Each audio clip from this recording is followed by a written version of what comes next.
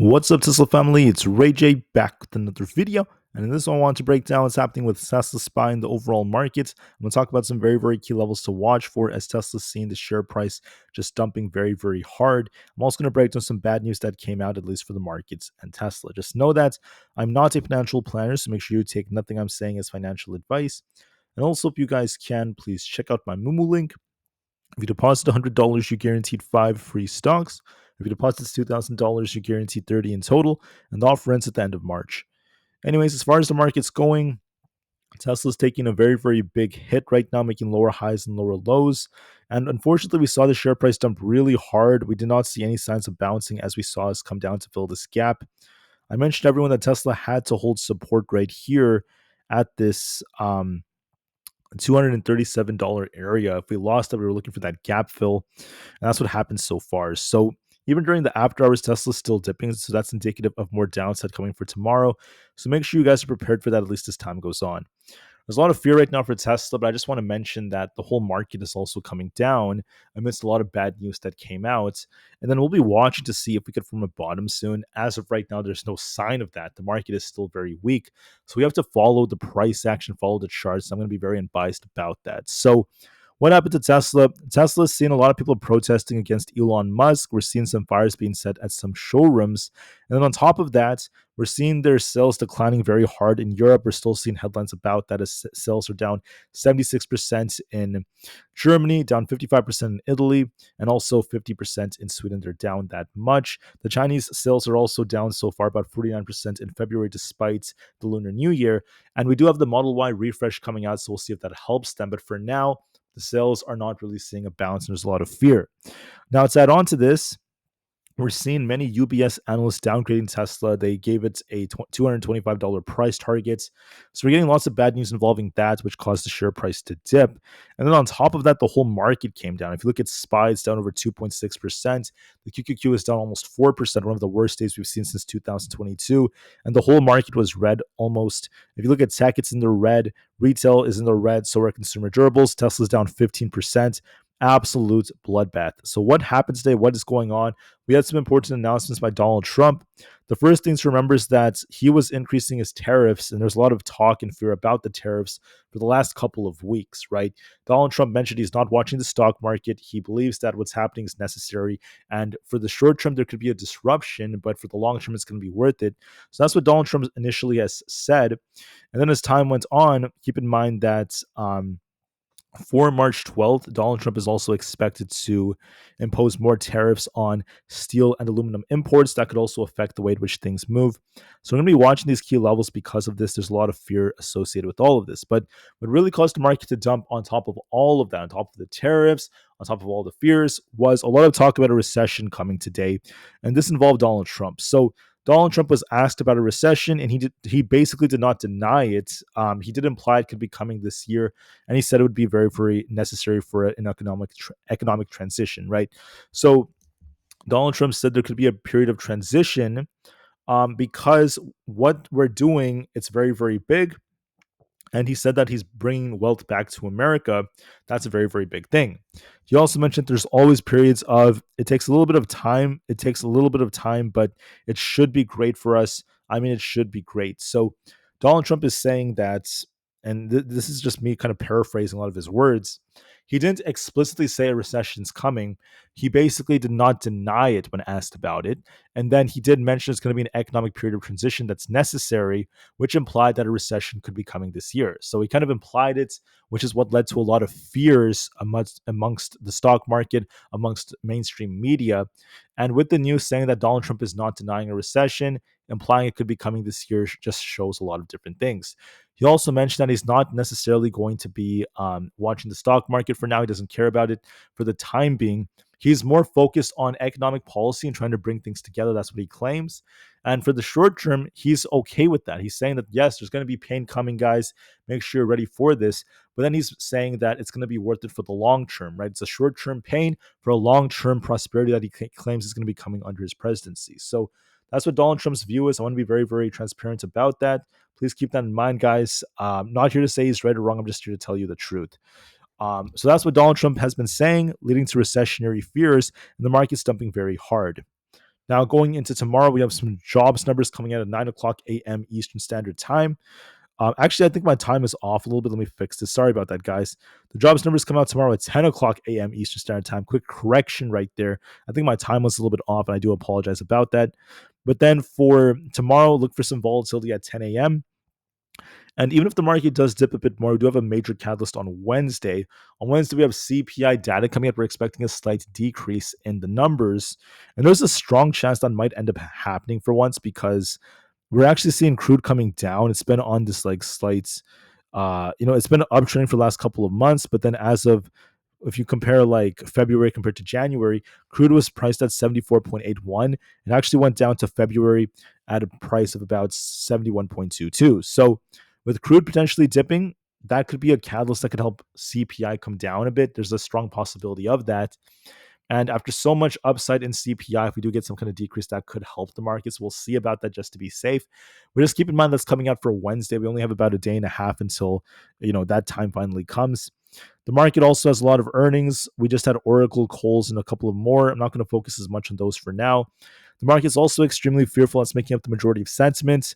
Extreme fear is here. Momentum is also at extreme fear, so keep that in mind. We also have, let me just double check this. The put to call option ratio is at extreme fear and the VIX is breaking out. So everything is still bearish right now. So let's be honest. How would I assess the market? The answer is follow the price action. The trend is your friend. And for now, we're bearish.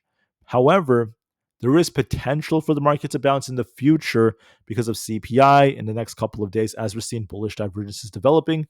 There is potential in the future, but we're not there yet. Let me make that very clear. We're not there yet. We're not bouncing yet.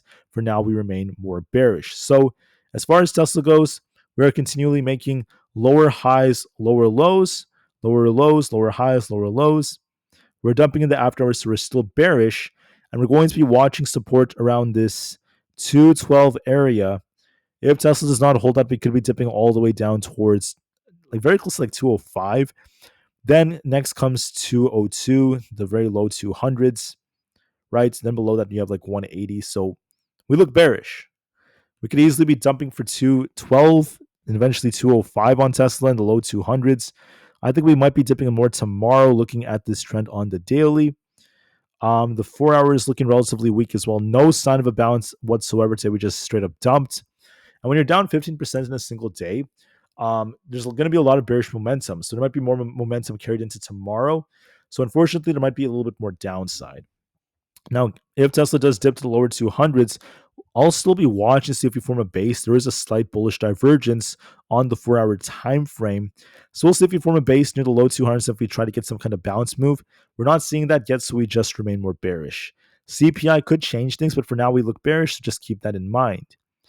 For other factors out there, we have SPY coming out. SPY is continuing to make lower highs and lower lows. Not looking too good so far. We need to see this try to base between 550 to 555. If we lose 550, we're going to be at risk of dipping all the way down towards 540. So please be very careful. I'll be watching those levels just to be safe. The trend is lower low, lower high, lower low, lower high, lower low. We're still bearish. So I do anticipate more downside going into tomorrow. I think we might be retesting 555, if not 550. We'll see if we hold 550 to bounce or not, but I do anticipate a little bit more downside. So we could be looking for a move all the way like this. I hope that we try to hold near like the low 550s though, because CPI could be our catalyst to help us bounce, because we do see SPY developing a bullish divergence right here if you guys could look carefully on the RSI. So if we do dip lower, there's a chance that we get a big dead cat bounce after CPI comes out. I kind of lean in that direction, but just to be safe, guys, we're not at CPI yet, so we still look bearish heading into tomorrow. So there could be more downside coming, so please keep that in mind. So could we bounce in the future? Yes. My indicators show a big bounce could be coming soon, but there's no sign on the chart yet. We're not bouncing yet, so we have to follow the price action, which is bearish for now. I want to see SPY break 580 to really see a bigger bounce, or at least back above this blue trend line to start that push up. So if we get back above like 568, we could try to get back up to 580, but we're not there yet. We're still bearish. So for now, play the downside, and we'll see if we get a big bounce. Keep that in mind. The QQQ is bearish. It got decimated down 3.8%. I want to see if this thing could try to get back above 480 for any kind of bounce. If not, we're looking for support around 468 and 465. If 465 fails us, we're looking for the very, very low 460 area. So be very, very careful on this. This is favoring downside. So we could be looking for the mid 460s very soon, like 465 or so. So keep that in mind. That's going to be very important for the way to which we continue to move. Not looking too good. So could we dip more? Yes, I anticipate a little bit more downside, but then for us to bounce, you want to see us get back above 478 and eventually these higher levels. I anticipate downside, so keep that in mind. We could be dipping even more. Then we'll see if we get some kind of bounce or not, especially on our 4-hour time frame as we have a bullish divergence. So keep that in mind for the QQQ. For the Russell 2000, are making lower highs and lower lows, continuing to dump. There's a bullish divergence trying to develop, but there's no sign of a bounce yet. Look to see if 200 holds. If not, we're going down to 197, then 195.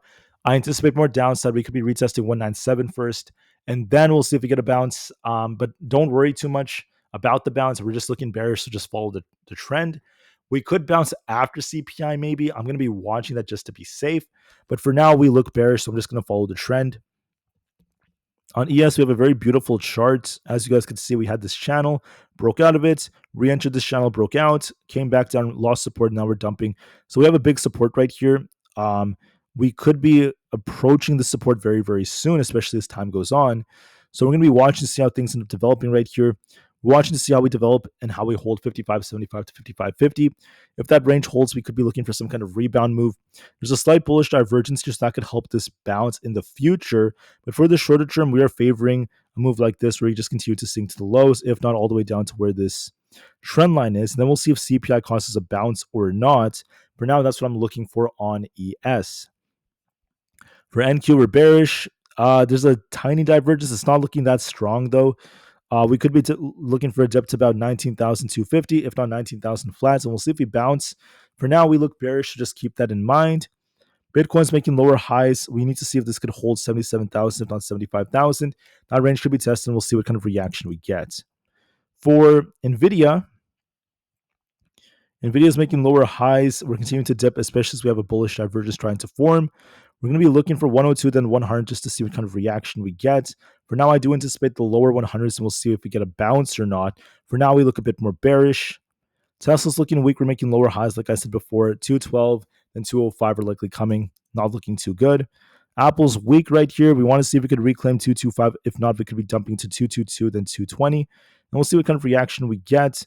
So watch and see if we get some kind of bounce or not. For Netflix, we're making lower highs and lower lows. We could be dipping lower towards 840, so we'll see what kind of reaction we get. I do anticipate a little bit more downside, so just keep that in mind. And 840 could be coming very soon.